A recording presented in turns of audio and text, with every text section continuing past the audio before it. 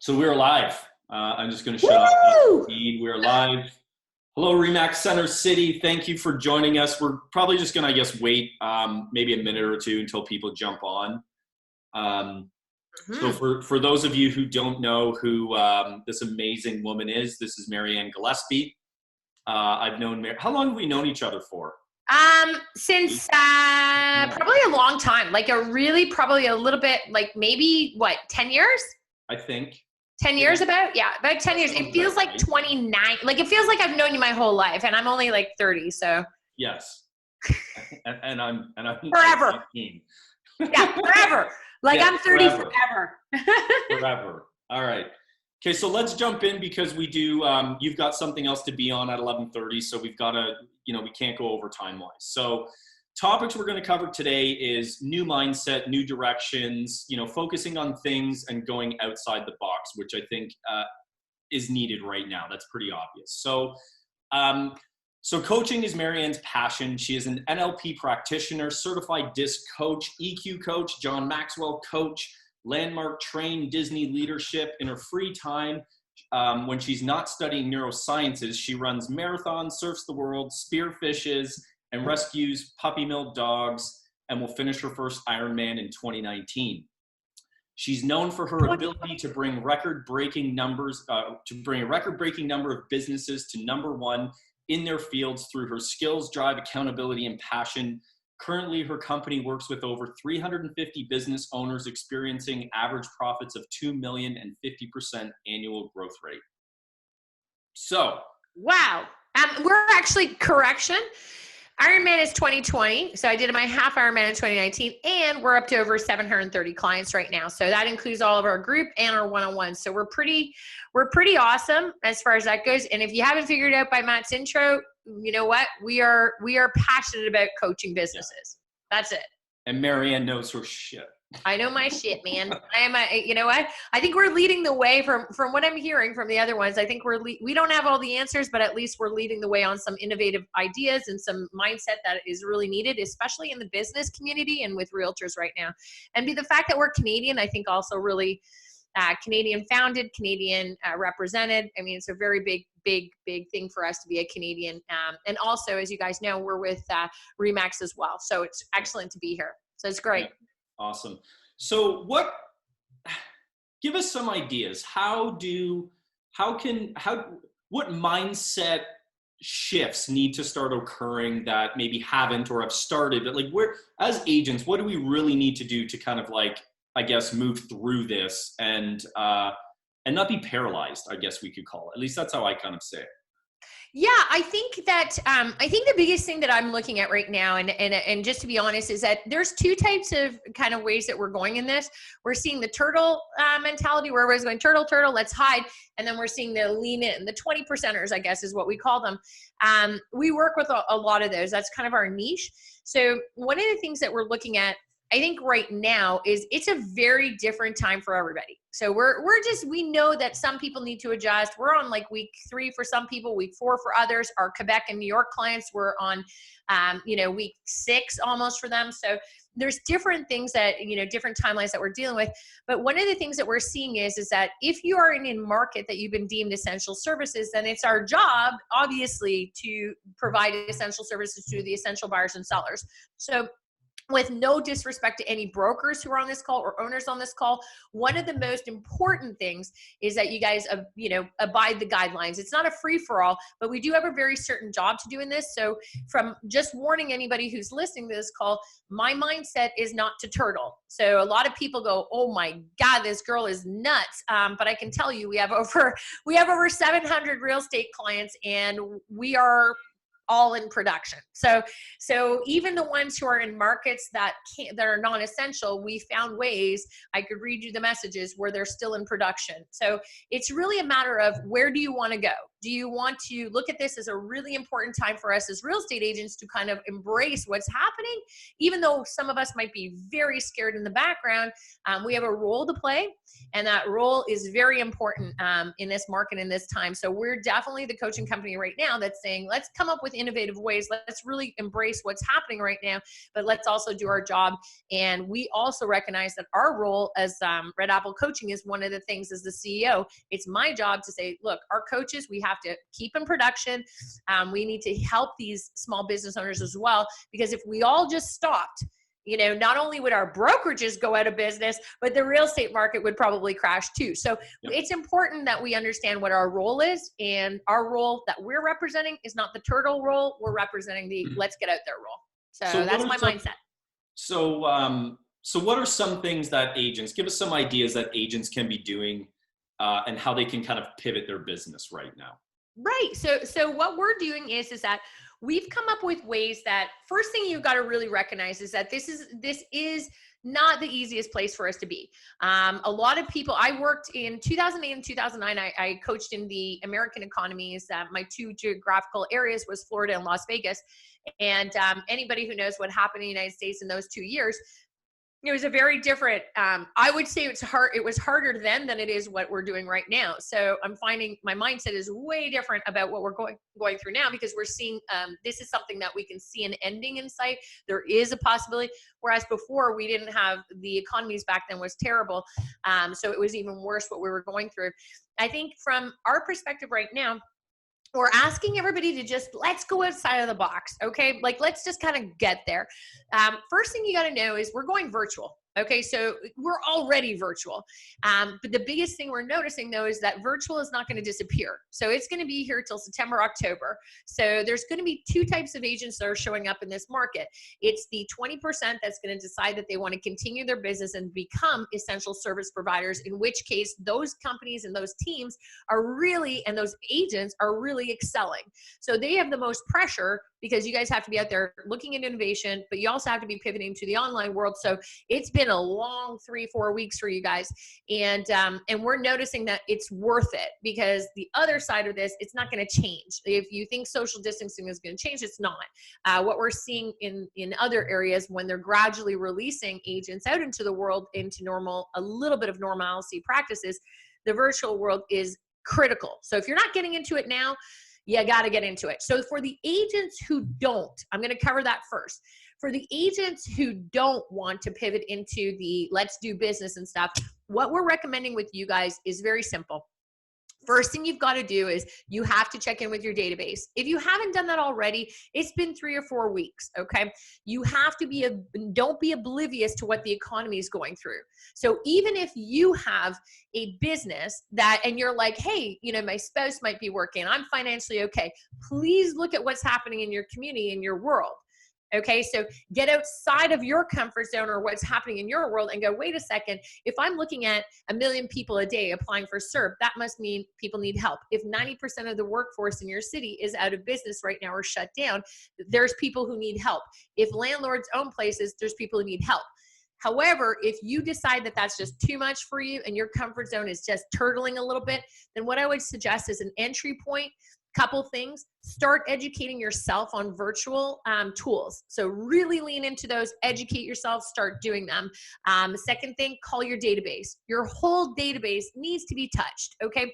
If you're not touching your database and you're not calling them, do not email, do not text, don't do anything. If you haven't spoken or left a message for your database, that's every friend, family, person you have to check in with them. Even people, companies sending me emails, I'm getting all these emails, like random emails. They're not personalized. It's really nice. And it's the right thing to do, to just pick up the phone, have a conversation and say, hey, Matt, how's things going? I know, you might be okay, but I just want to see, do you have any questions? Is there any help that you need that we can help with? That call alone, I don't care if all your database says, no, I don't need any help. That will go. Kindness, this is the kindness economy. That call will show up later. Reciprocity is a big, big, big thing in this world, in this time frame right now. So I'm going to ask you guys to really just make the calls. Get over whatever's going through your head. Call everybody and just check in.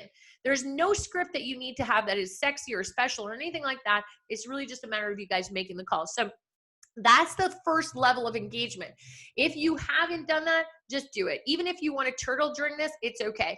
And for those agents who really do want to turtle as well, again, start leaning into the virtual world. So what I mean by that is virtual open houses. Whether you want to be in production or not, virtual open houses are here till at least September, October. I personally think they're going to be here forever. All I can say is that I know a lot of people, and this is just a little bit of humor that you should learn about me, is, people are saying, oh, who's like patient number one, COVID patient number one.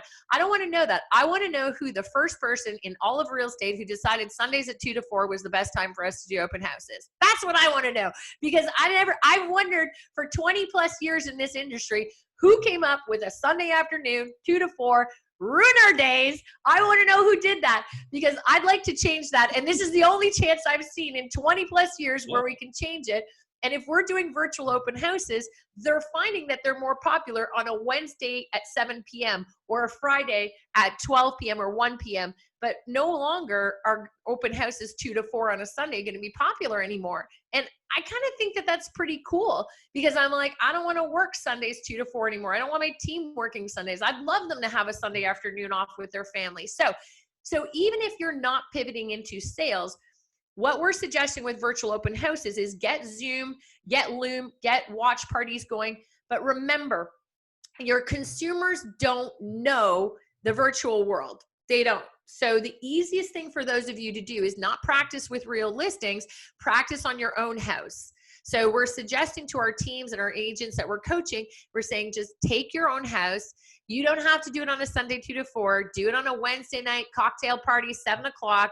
And just basically remember, it's like a birthday party. Send out an Evite or a Facebook event invite and send it out to your database and say, guys, I'm testing this out. I'm going to do it on my own house, and I'm testing it out, and you're all invited to it. And I want you guys, the consumers, to experience, you're my friends, family, everybody.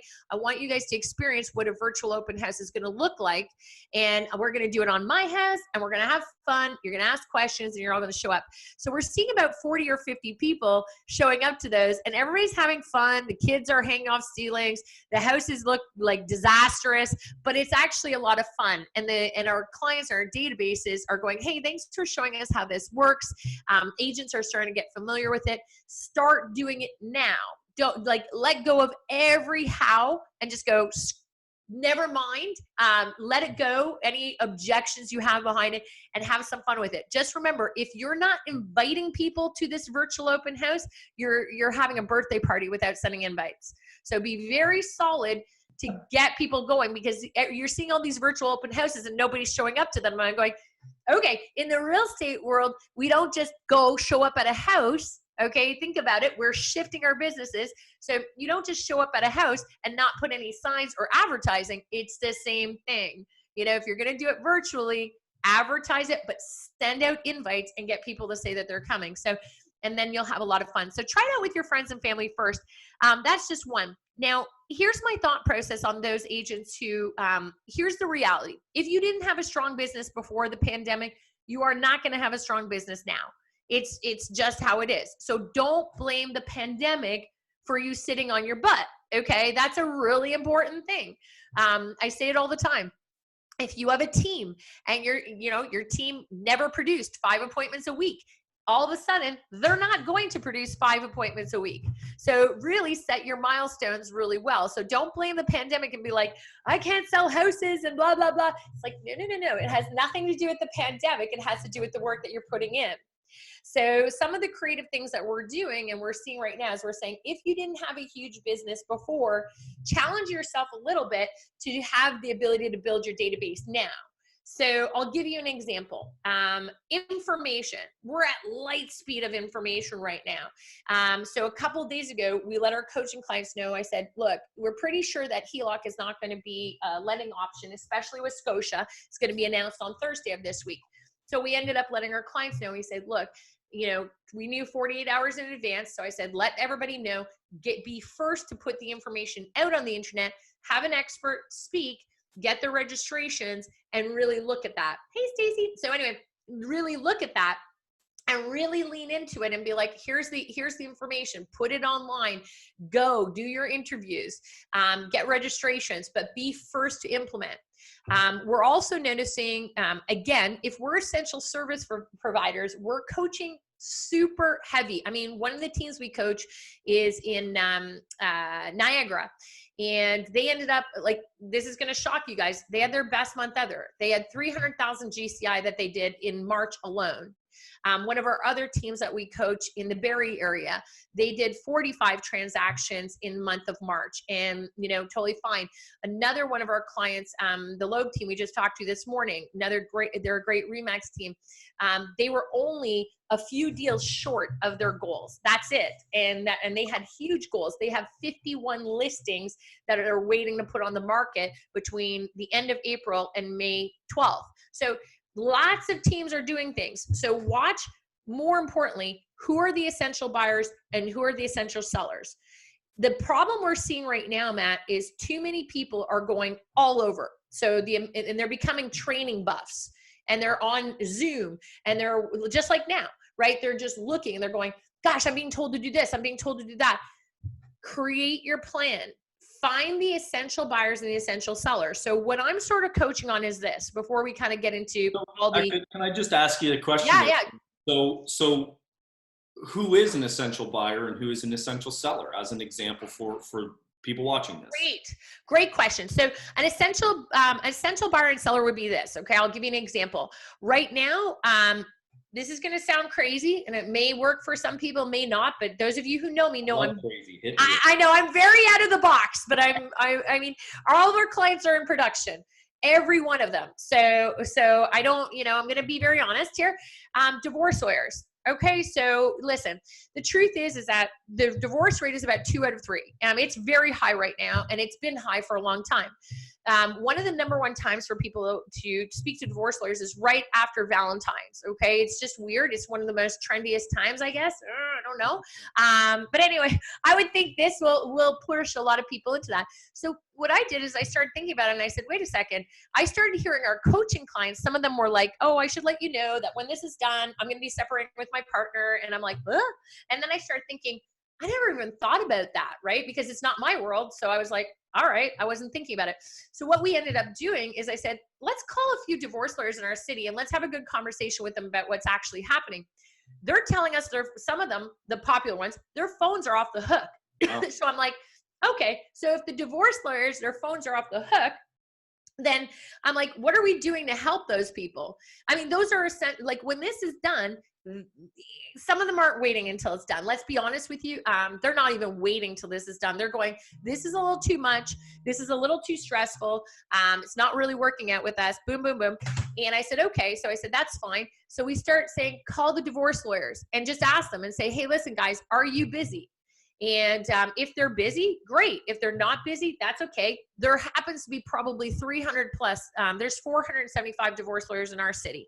I think there's probably nothing less than 200 in each city. So my point is how can we work with them? Offer them CMA options. Say we have virtual CMAs. Let's do it. Let's give them. So that's an example of a virtual or of an essential service provider one. Another essential service provider would be home builders. You know what? In home builders, are they losing deals because people are losing jobs? In an economy, when that happens, they've purchased 6 months to a year ago. They may not be able to close. Very possible. Banks are getting really tight on that.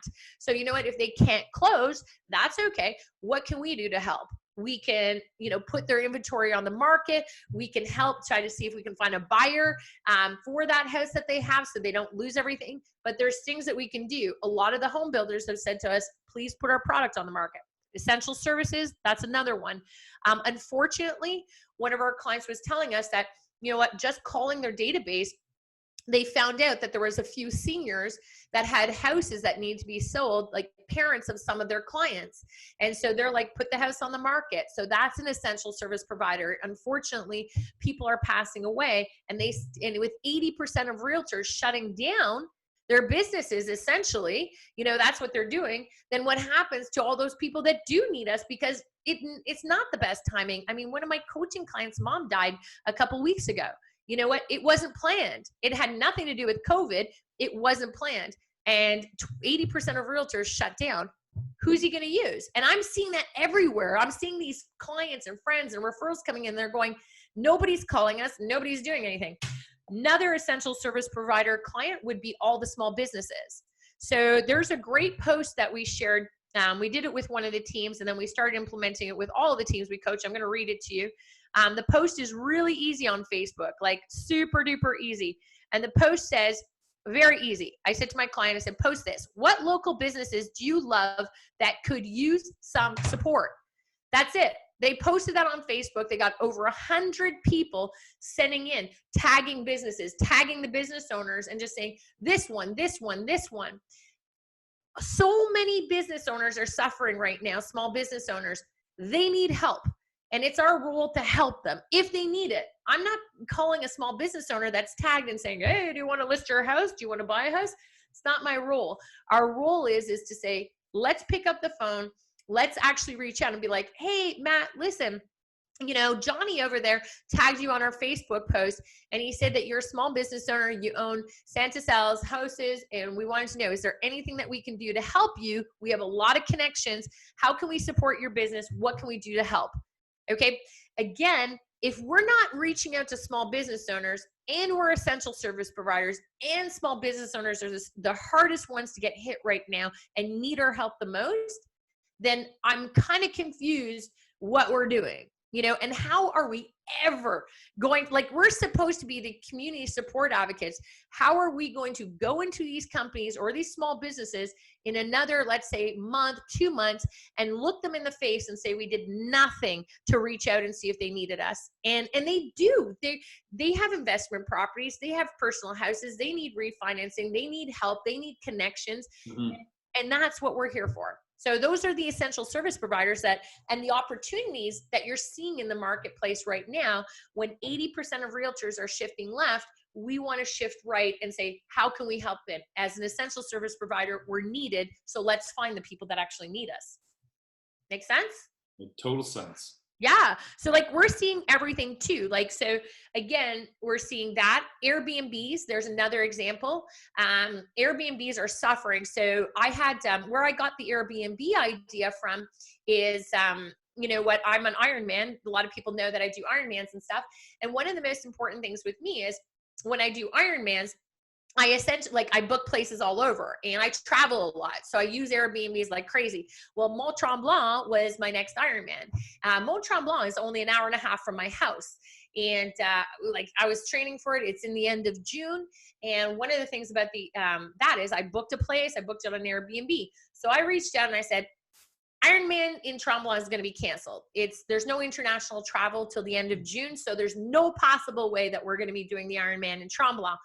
Shucks. Anyway, so it is the hardest Ironman. So I'm not going to lie. I'm a little happy, but I got my next Ironman in Florida in November. So my accommodations in Tremblant, I reached out to the Airbnb and I said, I think I'm going to have to cancel. Like, it's not looking good. I think we're going to cancel. And the Airbnb was like, please don't cancel. Like, what can we do to save this? Like, maybe rebook later. And I was like, okay. So then I called the Airbnb and I said, what's going on? And he's like, oh my God, we're bleeding. Like, we're bleeding. And I'm like, oh, this is not good. And with all the news about Airbnb and how they're suffering as a company, I was like, this only makes sense. They need help. What are we doing here? And so I called a ton of Airbnbs in Tremblant. About 10 of them are like, I'm selling. Like, I'm out. And I'm like, I can't trade in there. Okay, I can't. It's Mont Tremblant. So anyway, I can't trade there, but I have 2 really amazing agents there. And I reached out to them and I said, I got 10 referrals for you, 5 and 5. Thank you very much. 25% over to me. I'm okay with that. Now, there's nothing I can do to save them. They didn't want to be saved.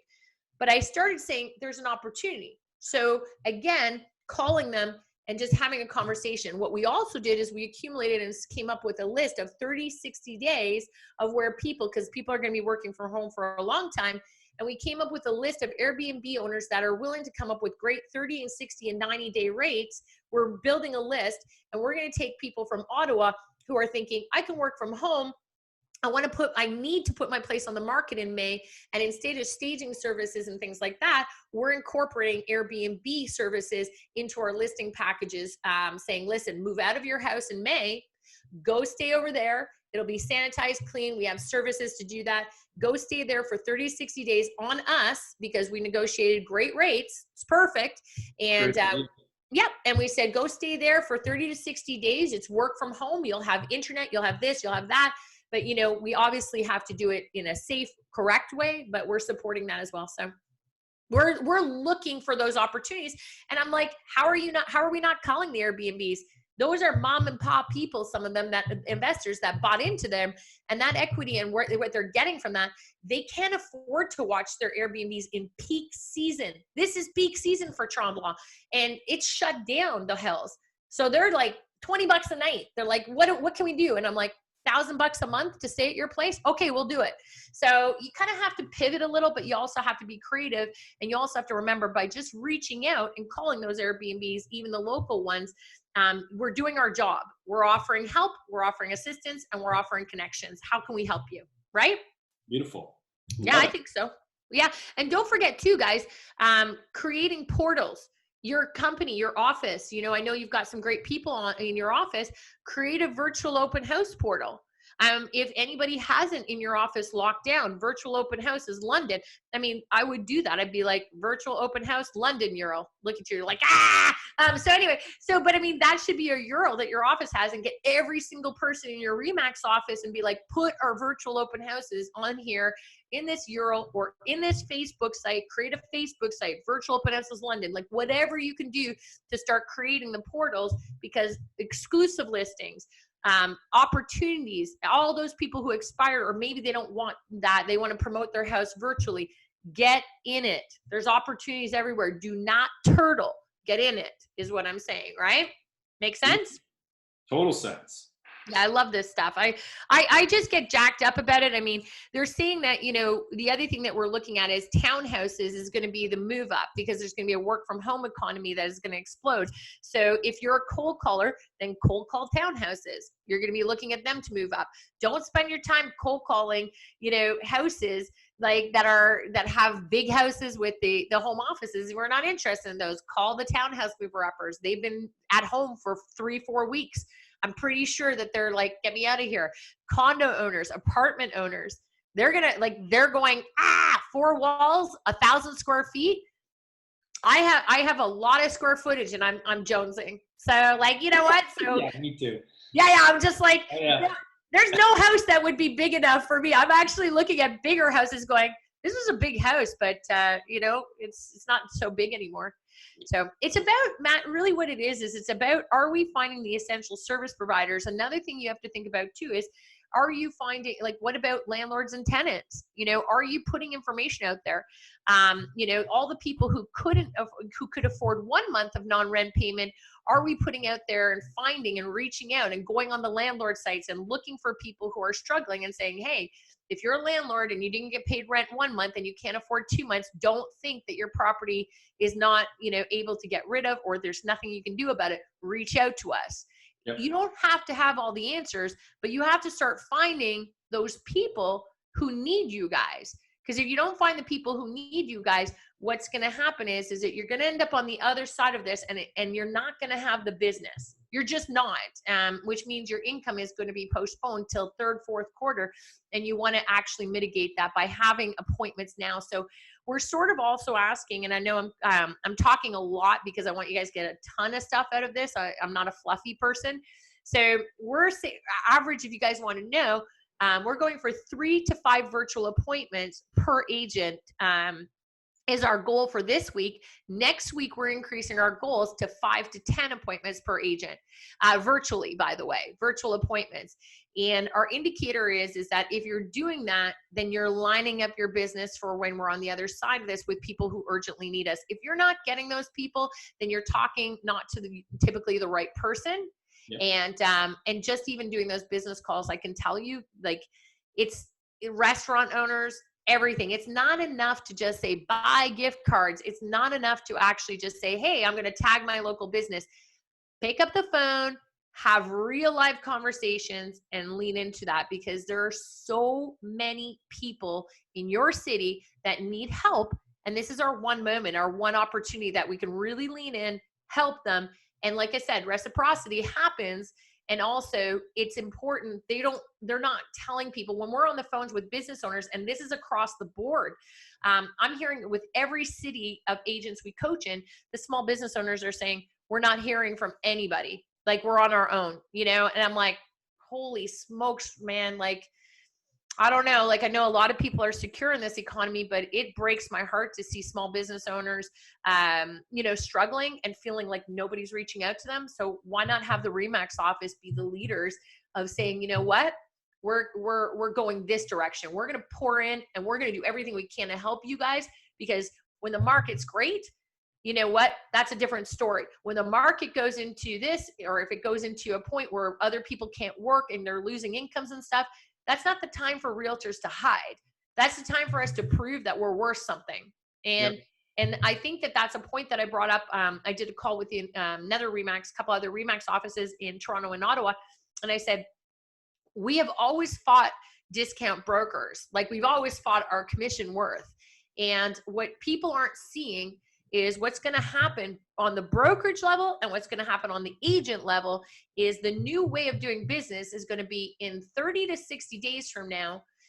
Your clients and consumers are going to turn around and they're going to go, sorry, I have a little puppy running around. Your clients and consumers, he's really cute though. Honestly, I don't know where he is.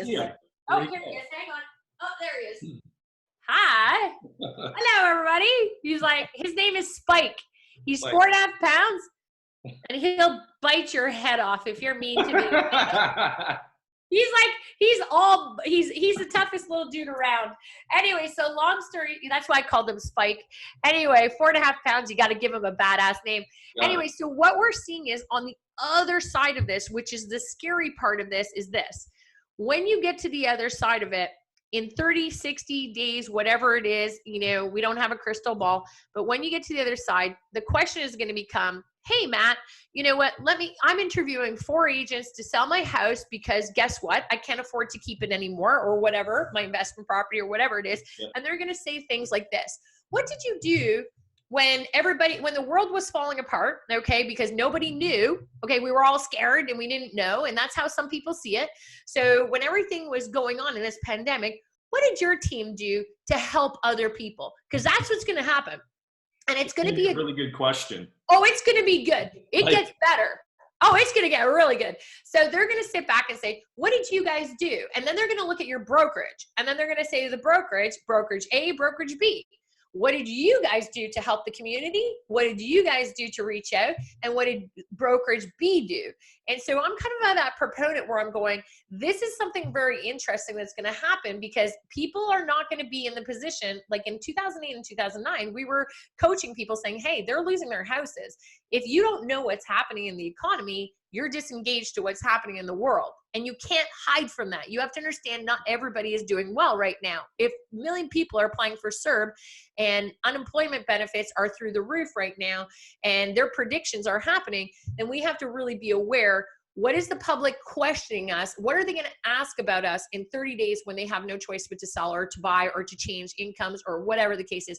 They're going to ask what we did on an agent level and a brokerage level to help. And I want the agents that we're coaching to be able to go to the table and say, hey, wait a second. You know what? Here's what I did. I reached out to 50 small business owners. This is, and here's proof. I helped this. I saved this person's business. We reached out to every landlord. We called 75 Airbnbs. We didn't hide. We posted content. We posted information about how to help you guys. We partnered people up, all that kind of fun stuff, right? So anyway, the point is that we're really leaning in to help people. And then what's going to happen is on the other side of this, your brokerage and your agents can turn around and go, I don't know about this person, but here is how our company and how our team helped the community when they needed us the most. Here's a list. This is why you're going to list with us. This is why you're going to choose us. And on the flip side, they're also going to be looking to see, how are you embracing virtual technology? So if you're sitting at a table and you're going, and they're going to go, the new listing question is going to be, how do you sell my house virtually? So you got to get on that. Like, you don't have a choice, because that's the question that's going to be asked till September, October at least. So if you don't know how to do virtual showings, virtual listing presentations, virtual business, and you haven't demonstrated how you leaned in when others leaned out, okay, then it's going to be very difficult, because I will tell you, we're coaching, as you know, 700 plus teams and companies and people, and they're going to sit at the table, and we're going to be able to say, this is all the things we've done. And unfortunately, when we talk about opportunities in markets like this is an opportunity. We're going to have to, you're going to see market share for agents who leaned in. It's going to go, and you're going to see the agents that leaned out say, because I'll tell you, the agents who are busting their butts, building their businesses and working right now and really contributing to helping and saying, we are essential service providers. That means there's got to be a ton of people that really need our help right now. So it doesn't mean listings and selling. It means helping them. So how are we helping them? Are we able to do that? And if you can flap that to them in 30, 60 days from now, I can't see how the agent who hid and posted pictures of them drinking every single week, I don't know how that's, what are you going to do? Like, you know what I mean? Like, I'm looking at this, and by all means, guys, drink, have fun, do whatever you want to do, get at her, block. Drink before you call everybody. Don't be like, think about it. If know your database, okay? So go to Facebook and do a poll. How many people in my database know somebody affected by a layoff? Boom, yes or no. If 80% of your Facebook knows somebody who's been laid off, do you really think the most appropriate post as a realtor is showing you drinking? Is that really what you want to do? Because honestly, if I was in financial dire strait and my realtor, and I'm seeing my realtor doing cooking videos or drinking videos and stuff like that, and that's the message I'm seeing, I don't know if I'm going to feel really good about that. I'm going to be like, I'm losing my house, man, and my realtor's out there drinking. Okay. It's not that you can't, it's just filter, understand who your audience is, have fun, but don't make it your consistent message. And I'm not saying take it down completely. I'm just saying, think of the Prime Minister. Okay. Look at what happened 2 days ago. He did that ridiculous moistly thing. Like, oh my God. Anyway, politics aside, one social media word turned into a national embarrassment. Yep. Okay. So realistically, it made it all the way to the United States. So when you look at stuff like that, you got to go, oh, wait a second. So if you're posting drinking pictures, all right, or if you're posting pictures that, you're out there having the time of your life, cooking and all that stuff, then all I can say is that you got to be really careful, what you're actually doing. That's all. Like, you got to be really careful about what you're doing, be really careful about how you're presenting it, and kind of like look at it that way and say, you know what, guys, I just want to be very honest with you. It's very important that we have an image. We're essential service provider for the most part. Most of you who are listening to this will be. So how do we want to be seen on the other side of this? And also understanding that I'm not saying don't have fun. I'm just saying be aware that, there are a lot of people suffering in this economy, and it is an honor to be designated as an essential service provider. It's not a joke. It's an honor. And we don't need to be chasing listings and sales and everything. We need to be really focused in on saying, who is it that needs the most help from us? Filter in on that. Use that Facebook post I talked about and just kind of lean in and just go, there are people who need us. How do we want to be seen on the other side of this? And that's important, because I wouldn't list my house. I just being honest with you, I would never list my house if I needed to, with somebody who showed an image of not understanding the EQ, the emotional intelligence about what's really happening in this world and the people in my community. I would rather be known to help than I would be to be sitting around just going, everything's great. Woohoo, I just bought a bottle of booze today. Like, not interested in that. So it's important. Mm-hmm. What, I guess I got one question, then we'll kind of maybe open it up, see if anybody has any questions here. What are the main tools you're seeing people use for this new virtual shift that we're going through? I mean, obviously Zoom has exploded. Everybody knows that.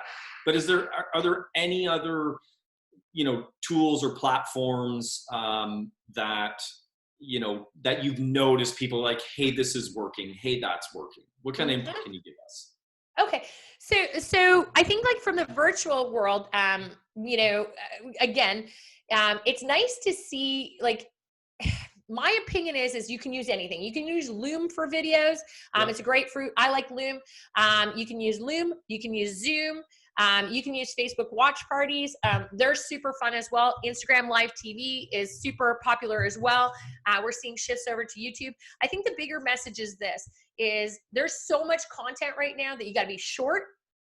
You got to be really specific on your topics, and you cannot continue like going on. So the whole idea of doing like a giant, like I am done. Like there's so much content out there that I am only filtering in the really hot, amazing stuff. Like, so if I'm going into Zoom, I'm going into something like this, where it's like rapid fire. Let's hear it. Let's not screw around. Let's not have fluff. Let's get right to the content and let's start fire shooting.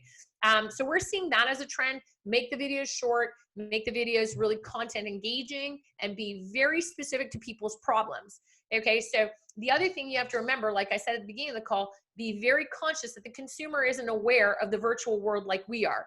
Okay, so when we're talking about this, we've been teeter-tottering. Like I've seen virtual listing presentations for years. I've seen virtual open houses. I've seen all that stuff. So we're used to it. My suggestion for you guys is find the platform that works for you guys, and then teach your consumers.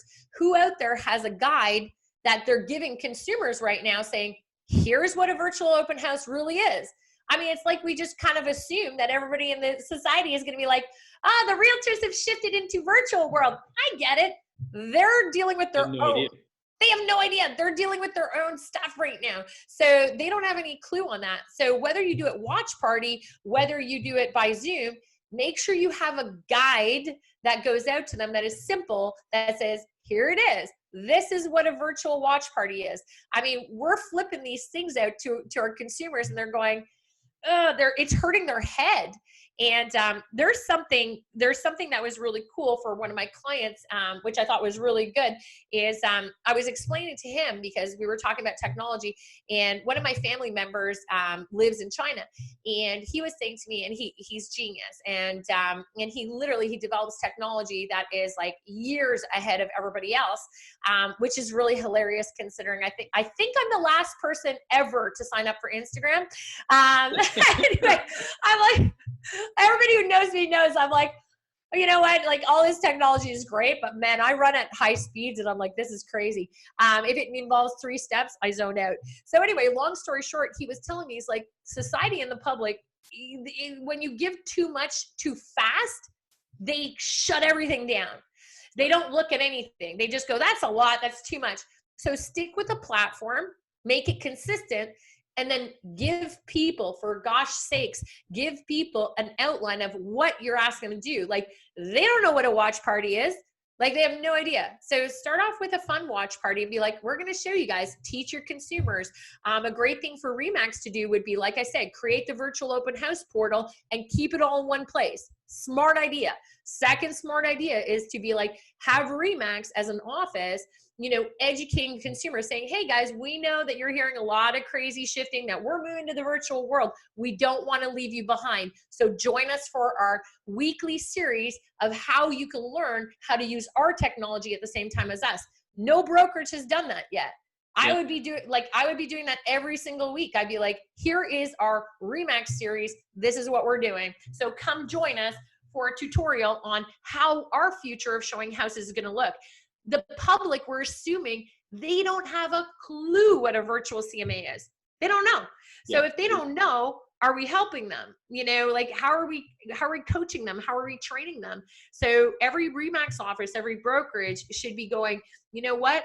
Join us, get your best agent in your office to go, hey, listen, let's get the best agent in the office who is nailing it, and get them. And even if it's not in your office, get somebody else in another RE/MAX office and be like, we're going to have Matt do a session this week for all you consumers out there. And it's going to teach you how to attend or what a virtual CMA actually looks like.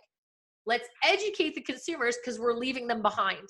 That's a big problem happening right now. So like my family member said, sometimes technology, too much of it is overwhelming even for realtors. So let's really lean in and help them. And I think the teams and the companies and the brokerages that are doing that they're going to gain the followers who are going, okay, they're teaching us how to do that. I think it's kind of exciting, right? It is. Yeah, we got a couple questions here. So Dale's asking, Have you heard of any mortgage lenders that are not approving non-essential workers? Mortgage brokers? I guess mortgage lenders. So like banks, B lenders, anything. Have they started to filter? No. No, I haven't heard of anything like that. Obviously, my biggest thing was this week with the HELOCs. That was a huge one.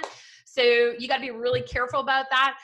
What banks right now, look at your clients who have been approved. You got to get on the phone and be like, if you have clients who are approved to use HELOC as a form of buying another property, really double, triple check their approvals, get their approval bank to check with their underwriters to make sure that that's actually going to be applicable anymore, because we just had a client who did it through Scotia, and they're the first ones to lead on really officially saying that they're not going to allow HELOC. So you really have to talk to them and have some creative conversations around that and make sure, because you could be entering, one of the teams that we coach had like 25 people who they're like, we're cool, we're an investment team, we got 25 people using HELOC to purchase places. I'm like, it was not a good day for them yesterday. So we have to pivot and we have to find different solutions for them and different creative ways of doing that. So it's not that they can't, it's just that we need to work with what lenders and what's happening and who's doing what. So I think that's a better question. The only thing that we're hearing right now is they're being incredibly diligent. They're calling employers more than they ever have to verify. Yeah, it just started happening in the last couple of weeks. I was going to say, yeah, because when this first happened, that was one thing that they stopped doing. Now, that was probably because they were trying to deal with work from home, influx of business, but it's actually good that I guess it's kind of good that they're back to doing, proper due diligence, because, that is only the right way of doing it. We got a question here from Cam.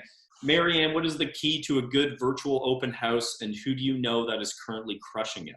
Yeah, I mean, I think one of my favorite teams that is crushing it, Peggy Hill's team, love her. Go check her out, her sites.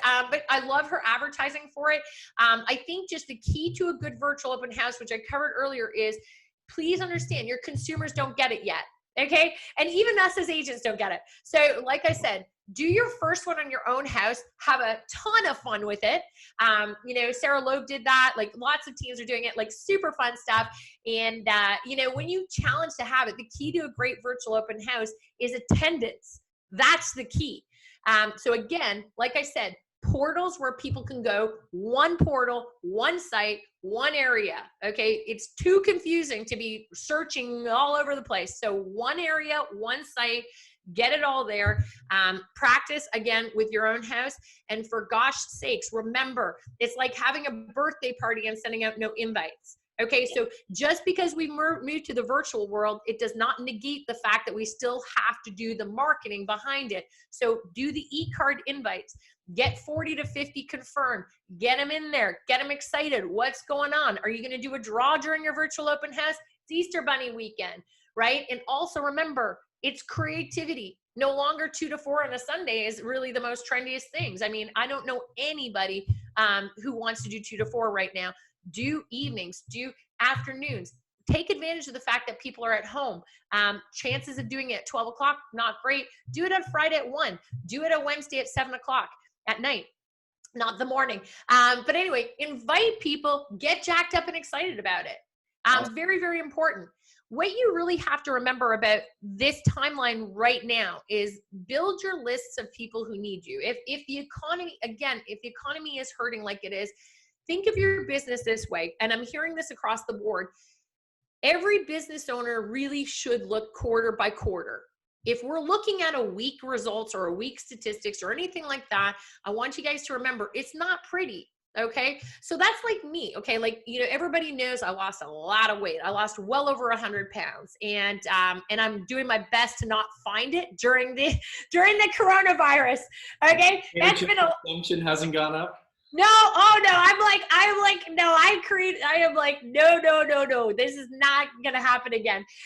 So anyway, long story short is that one of the things that you really have to focus on is when I was going through that journey, it was a 2-year journey, but I didn't, there were weeks where I didn't lose anything. There was a month where I went into a total plateau many times. And they warn you about that when you're losing a lot of weight. They're like, you could go into a plateau and it kind of messes with your head.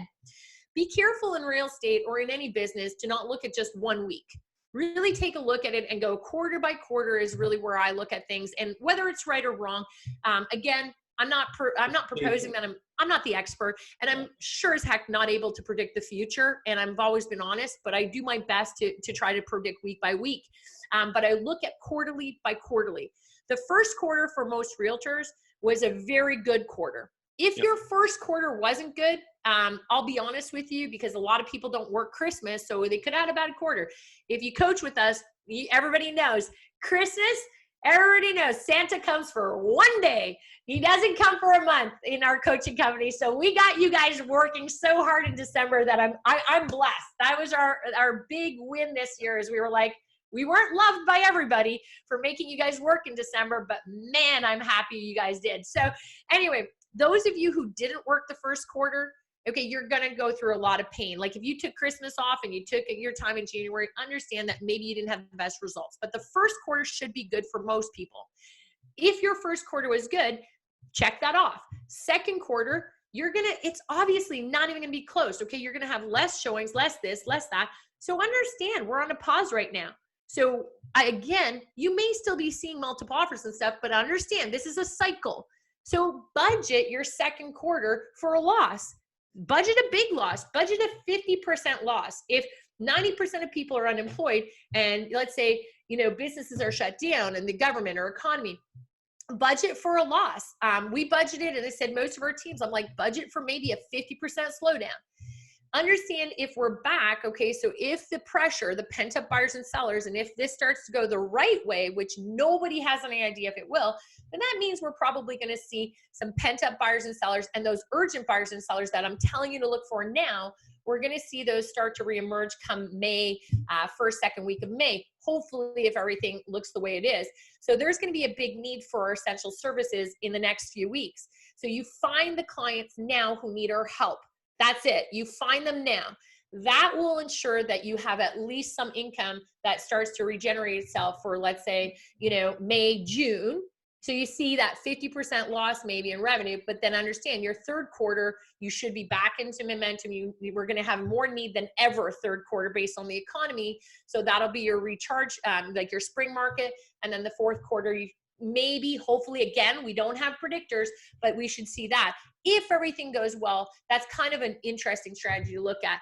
What I'm really cautioning people is that if you're taking this next 3 to 4 weeks as a turtle thing and you're not focused on appointments, then your revenue will just simply be postponed to the third quarter, maybe in the fourth quarter. So I agree. That's the way I'm looking at it, quarter by quarter. We got about a minute and a half. I got one more question here. Do you recommend that we require consumers to register for a virtual open house, or are they free to view for everyone? Oh, I definitely recommend registering. Like I said, if you're sending an invite, they got to respond. The only reason why, guys, is because you want to get used to getting registrations. If we're moving to the virtual world, which by the way, we are, anyway, so based on our social distancing and where we need to move, your job is still the same. You need to be building databases. So you need to take those databases and you need to keep building them. So I think you should register for everything. You know what? But I don't think you shouldn't offer it free after. The initial live stuff, do it for free. And then take the content that you have and then do registrations afterwards and stuff. But yeah, I definitely think that you should be building your database. So maybe, get really comfortable with it and take a look. And yeah, I definitely do. There's no question about it. Even for the Scotiabank announcement that happened yesterday, I said for the live stream for our clients, make sure you get them registering. And if you look at the Facebook post that I shared with you guys at the beginning of this call, you know what? That is all tagging owners and businesses. That's a database right there. That's 70, 80, 90 business owners. That all should go into your database for sure. Awesome. All right. We're going to cut it there because I promised you at the start of this, we'd be done at 11:30. So again, Mary Ann, thank you very much for doing this. This was awesome. You're welcome. Hopefully, our office got some value. I mean, I know I did. So honestly, amazing. What I'm going to do, guys, just because Marianne does have to go, I'm going to, on Facebook, just post all of her information so you can track her down on social and everything. And I would love to do these calls as much as possible. Like, you know what, whatever you want, guys, we're leaning in. And like I said, the most important thing right now is when you're deemed essential services, that means people need our help. Yeah. Okay, so I don't feel bad about it. I don't feel bad about being an essential service provider is what I'm saying. I feel terrible about what's happening in our economy. That bothers me. Small business owners suffering, that bothers me. I lose sleep over that. But I know that we have a job to do, and it's really important that we lean into that, because the other side of this is where people really need our help. And if we're not aware of that, then why are we essential service providers? So the 20% that really is leaning in, I want to just say congratulations. It's not the most pleasant time for you guys, and you're dealing with your own stuff. So I want to just accommodate you guys on leaning in, and just remember, when we're deemed essential services, it's an honor, and we really have to show up that way. Awesome. All right. Okay. Thanks, Marianne. Bye, guys. Thanks for having me.